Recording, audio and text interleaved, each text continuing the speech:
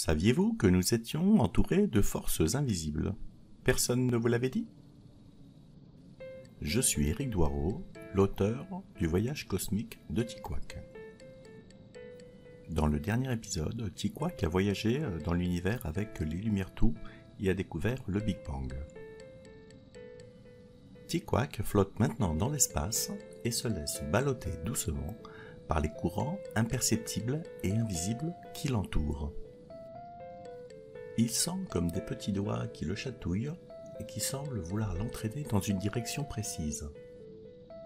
Au début, il tente d'échapper à cette nouvelle attraction, mais rapidement, par intuition, il se laisse guider. Et comme il aime les chatouilles, il conclut que c'est bien pour lui. Il avait l'impression de glisser sur un toboggan qui virait d'un côté, de l'autre, descendait à toute allure, remontait, puis décrivait des boucles et des spirales. Il s'amusait beaucoup et ne pouvait s'empêcher de lâcher des petits cris aux moments les plus délicieux, quand il avait l'impression de tomber dans le vide. Dans le grand univers, tout juste éclairé par les lumières moies, des forces mystérieuses étaient en mouvement, et entre toutes, les toboggans cosmiques étaient les plus fascinants.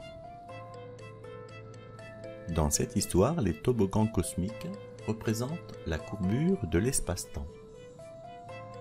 Eh bien, il faut imaginer l'espace comme un tissu élastique, sur lequel on déposerait des petits éléments tels que des petites billes par exemple. On apercevrait que chacune de ces petites billes crée une dépression dans le tissu, comme une légère courbe. Bien sûr, l'espace est plutôt un tissu en 3 dimensions, alors toutes ces petites déformations sont également en 3 dimensions. Notre ami est dans l'une de ces zones où l'espace-temps est déformé, ce qui lui permet de glisser sur les courbures de l'espace-temps. Cette notion nous vient encore de la relativité générale, qui décidément a une grande influence sur la cosmologie. Tikouak glissait avec bonheur sur une longue traînée de vapeur où, de part et d'autre, apparaissaient de multiples doigts qui le chatouillaient au passage. Il riait beaucoup. De loin, ce curieux toboggan cosmique ressemblait à un immense nuage en forme de spirale dont les nombreuses ramifications s'étendaient à l'infini. À cet endroit, l'univers n'était pas vide, et cette vapeur étrange était constituée de minuscules poussières qui flottaient et se rapprochaient les unes des autres. Tikouak aperçut un de ces êtres de poussière. Un autre apparut et vint tournoyer autour de la première poussière avant de s'y coller.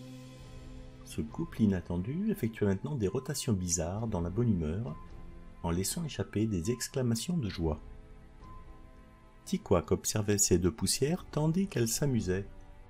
Elles étaient inséparables, n'étant plus 2 particules distinctes, mais une seule particule double.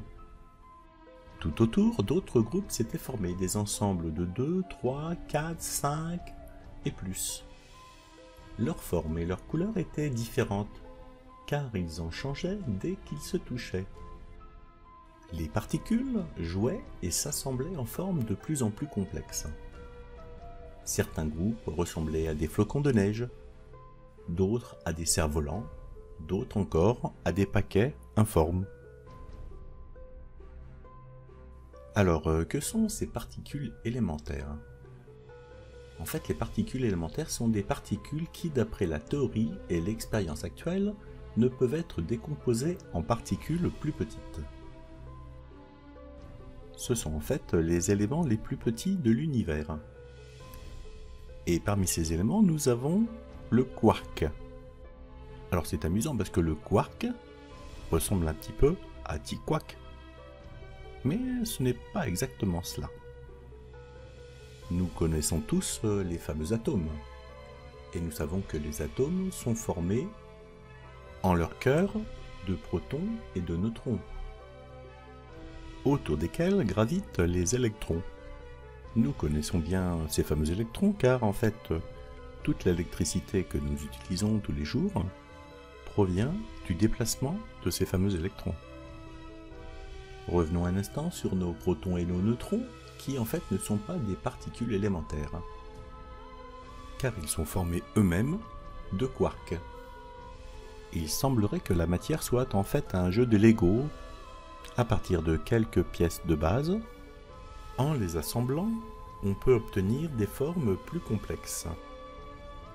T-Quark observe donc ces quarks qui sont en train de s'assembler et qui se collent entre eux grâce aux gluons, qui forment une interaction forte entre ces particules élémentaires. Vous vous rendez compte que les astrophysiciens et les physiciens passent de très bons moments avec toutes ces petites particules élémentaires, car nous avons également les leptons, les neutrinos, les fermions, les bosons de jauge et les bosons de Higgs. T-Quark découvre que l'espace et l'univers n'est pas aussi vide qu'il aurait pu le penser au départ, car tous ces petits éléments ont une tendance à vouloir se rapprocher les uns des autres afin de créer ces fameux assemblages. Alors, quelle est cette force qui permet à tous ces petits éléments de s'attirer les uns des autres? Eh bien, cette force est peut-être la force d'attraction universelle ou la force de gravitation. Tous les corps de l'univers s'attirent selon une force qui est proportionnelle à leur masse et inversement proportionnelle au carré de la distance qui les sépare. En clair, plus les particules sont grosses et plus elles sont rapprochées, et plus elles s'attirent entre elles. Imaginez que vous marchiez depuis plusieurs jours dans un immense désert, sans avoir vu âme qui vive. Et soudain, vous voyez un petit point sur l'horizon. Il est fort à parier que vous allez être attiré par ce petit point. Et vous allez vous rapprocher pour voir ce qu'il en est. Et plus vous allez vous approcher, plus vous allez apercevoir qu'il s'agit peut-être d'une autre personne marchant dans ce grand désert. Vous aurez peut-être envie de vous joindre à elle pour faire le chemin ensemble. Il semblerait que les particules de l'univers ont décidé de fonctionner de cette manière. Lorsque l'on étudie la cosmologie, de l'élément le plus grand à l'élément le plus petit, il est facile de se rendre compte que nous sommes entourés en permanence de forces invisibles. Nous le constatons également dans notre vie quotidienne, car qui peut voir l'air que nous respirons, ou le vent qui vient nous caresser le visage, ou encore les ondes électromagnétiques qui permettent de recevoir la radio ou la télévision, ou les micro-ondes Wi-Fi qui nous permettent d'utiliser nos téléphones portables. Toutes ces forces sont invisibles à nos sens, mais elles existent réellement. Je ne sais pas si vous l'avez remarqué, mais notre ami T-Quark, depuis son apparition dans l'univers, a une attitude positive par rapport à tout ce qui peut lui arriver, et chaque petit élément qui surgit est pour lui une source de plaisir et de joie.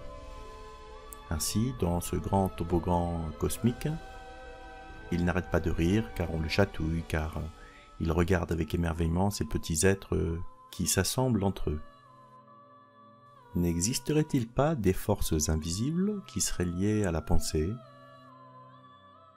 qui, selon notre vision du monde, attireraient à nous des événements plus ou moins positifs? Peut-être même que, selon notre manière de penser, nous façonnons nous-mêmes nos vies. Ainsi, une personne inconditionnellement positive et optimiste percevrait tous les éléments de sa vie comme des éléments bénéfiques, jusqu'à penser même que les épreuves que nous traversons ne sont faites en fait que pour nous apprendre et nous permettre de mieux grandir. Des éclats de lumière apparurent comme des feux d'artifice. Il y en avait partout. Les uns étaient proches et ressemblaient à des boules blanches, les autres, plus lointains, se signalaient par un éclat. De tous les côtés de ce balai cosmique, ces ampoules lumineuses venaient éclairer l'espace et décorer le toboggan à la manière des feux multicolores d'un magnifique sapin de Noël.